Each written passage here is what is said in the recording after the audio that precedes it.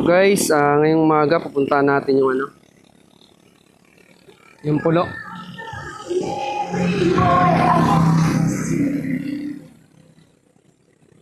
Ayan.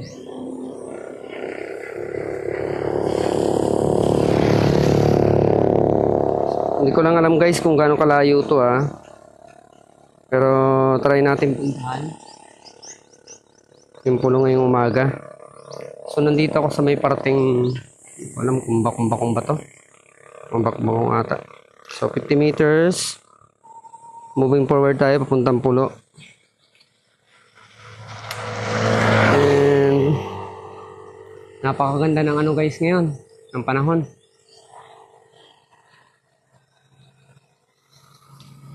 Kalmado. So cross control natin. Ayan, punta na siyang pulo. Tingnan natin kung gaano kalayo to simula dito sa Bakong-Bakong, kung ilang kilometro.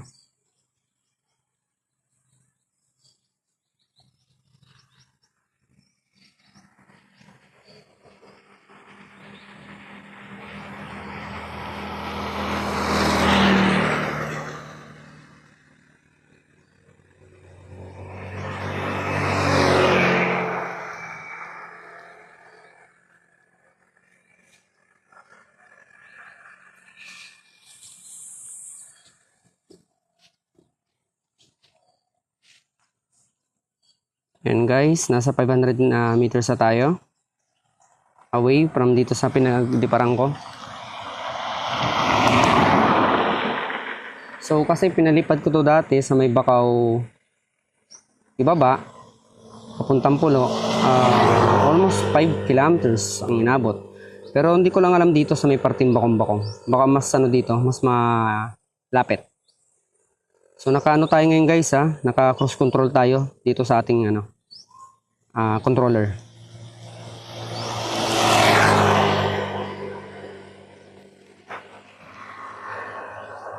Ayan.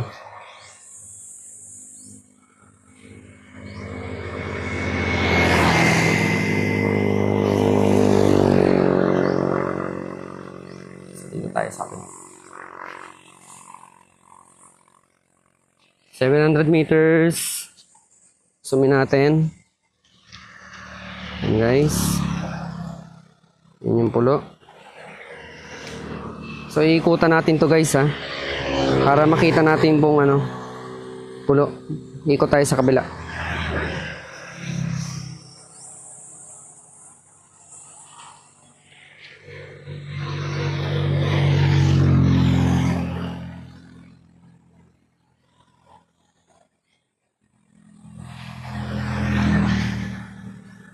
$1,000 meters na tayo. So ang battery pa natin sa controller ay almost 90%.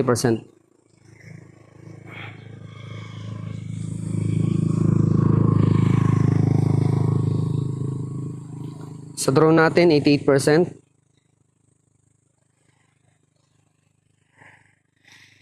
Napakaganda guys ng view ngayon. Ang ganda ng panahon, kalmado. Kaya napakaganda magpalipad ng drone talaga. Walang hangin. So solid. Ayan guys, ganda ng tubig, kalmang-kalma. Nasa lang guys to Nasa 50 meters lang ang height ko nito. Hindi ko siya pinakataas.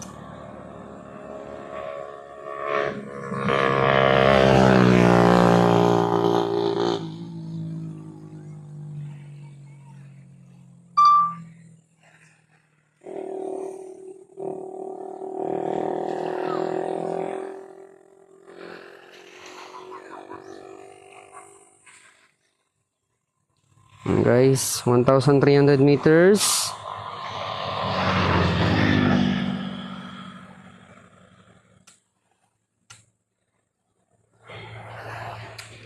Sobrang kalma. Okay, humihinay signal natin guys. So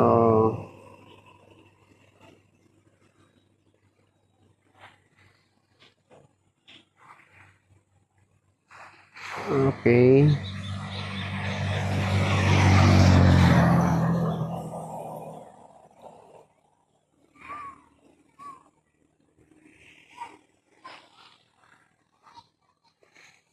$1.5 Almost 1.6 kilometers na tayo guys. Tuloy-tuloy lang. Tingin ko mga ano lang to, 3 kilometers siguro. Simula dito sa Bakong-Bakong. Ayan.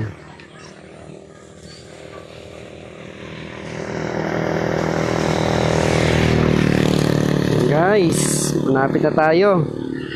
Nakita ko na yung pulo.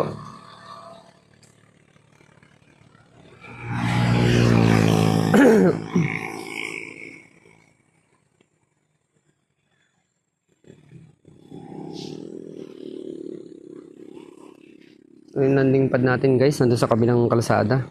Doon tayo nagpalipad kasi may mga wire dito sa paligid eh. So 2 kilometers na. Tingnan natin kung abutin siya ng ano, mga 3 kilometers or something. 4 kilometers. Wala akong idea guys. Tingnan lang natin. So zoomin natin ulit. Okay. So hanggat may battery tayo ng drone, 80% na lang tayo.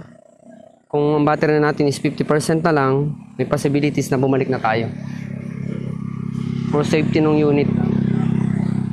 Kasi dagat to guys.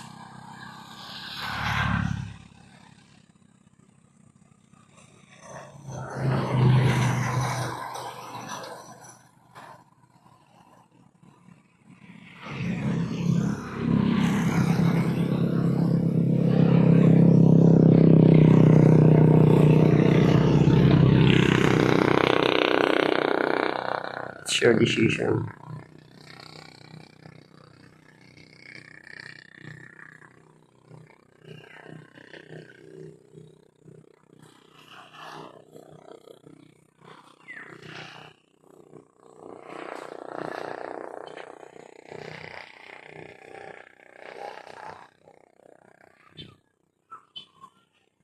It's your decision. Wala namang problema sa akin yan.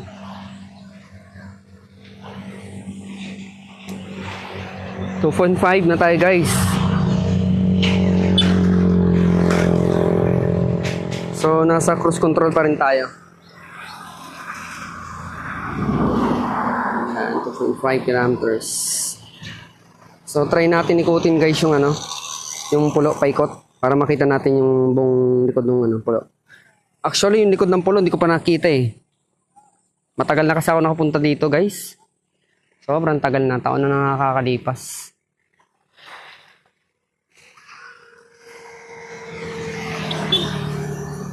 Ayan, nakakita na natin guys. Parang ano na to, almost siguro buti ng 4 kilometers to, tingin ko lang. Kasi nasa 2.7 pa lang tayo eh. Ayan oh, napakaganda ng dagat guys. So, tingnan nyo, kalmang-kalma ang dagat. Wow! Sobrang ganda. Ano mo sa buhay lang guys, pag hindi man pwedeng puro trabaho tayo eh, kailangan medyo may pang-relax rin tayo. Relax pag may time. So ito yung way ko para makapag-relax ako kasi puro trabaho din ako, negosyo.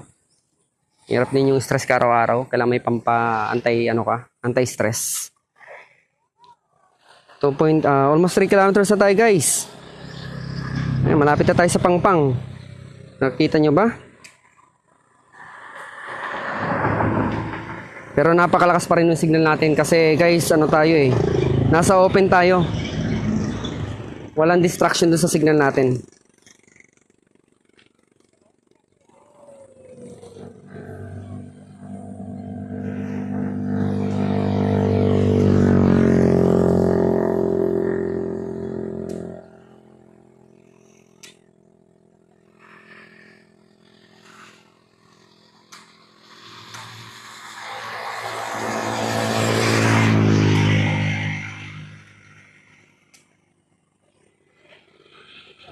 $3.2 kilometers. Almost nasa Pangpang na tayo guys. Wow, ganda ng lugar. Tingnan guys, ang ganda ng water. Wow guys, tingnan nyo siya. So cancel na natin yung one. So try natin guys wait lang guys, post ko muna forward kasi nandito na tayo eh. Napakaganda ng lugar guys. Wow, tingnan nyo. Wow, ang ganda ng tubig, green na green. So, try natin. Try natin umikot. Yan guys, ikutin natin yung pulo. So may 70% pa tayo na battery. So guys, 50 meters lang yung height ko ha. Kung makikita nyo guys ha. Ang ganda guys. Wow. Grabe.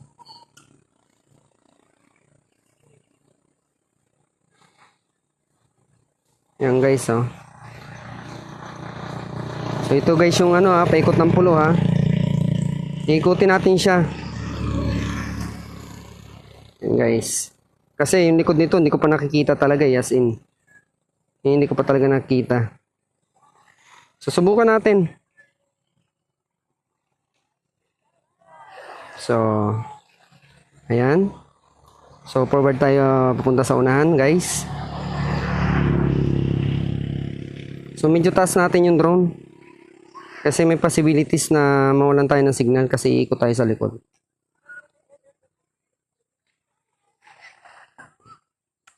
Ayan guys, oh, kitang-kita nyo, green na green. Green again.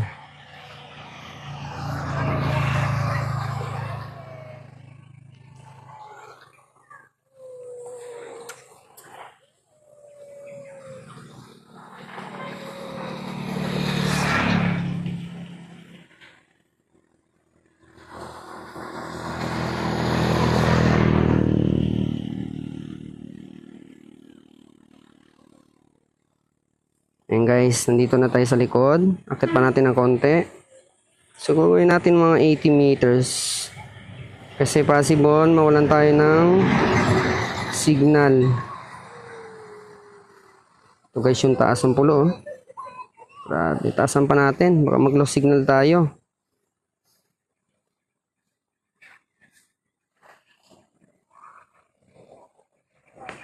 Ayan guys, 100 meters na to ha.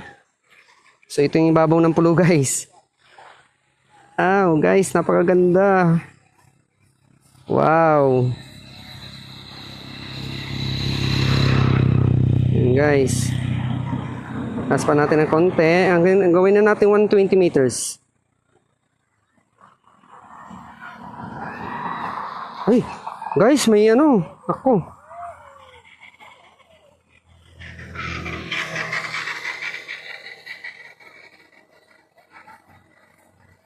Punta natin itong ano guys, kabila.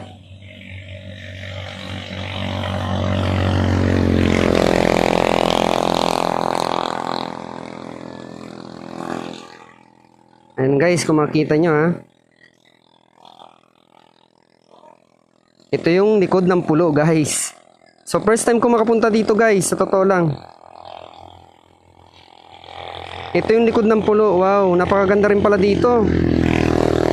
Grabe guys. Ayan. Guys, oh wow. Ayan, ito po yung may bangka po dito. Yan po, may nakaano pong bangka dito. Ayan guys, makita niyo yung bangka. Ayan, ito po yung likod ng pulo ha. Ayan. So tingin ko guys, kailangan bumalik na ako. Kasi napakadelikado na dun sa sa drone natin. So, balik na tayo. Nakita na natin likod. Ayan guys, babalik na rin tayo. For sure na safe yung ano natin drone. Return to home. Ayan guys.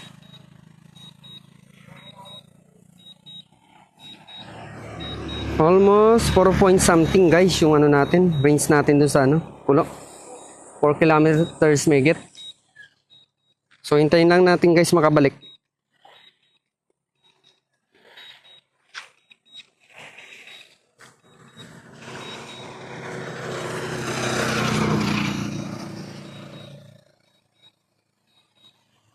So napakabilis guys ng balik niya, 41 kilometers. Pero naka cinematic mode sa return to home.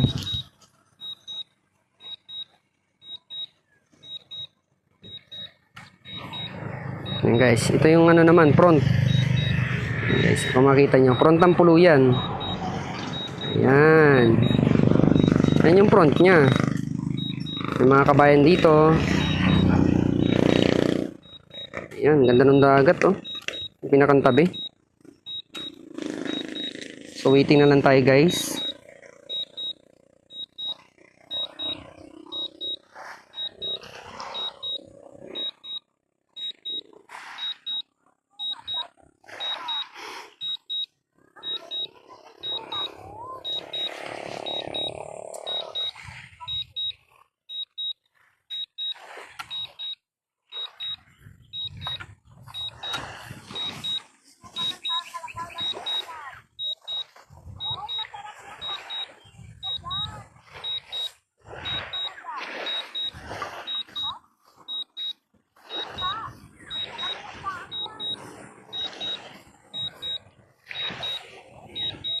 Ayan guys, almost 3 kilometers. Ang battery pa natin is 53% sa drone. So makakabalik talaga siya guys. So sa sunod siguro punta tayo sa mas malapit na location. 2.7, 40 kilometers per hour. Medyo mabagal tayo siguro dahil may hangin sa lubong.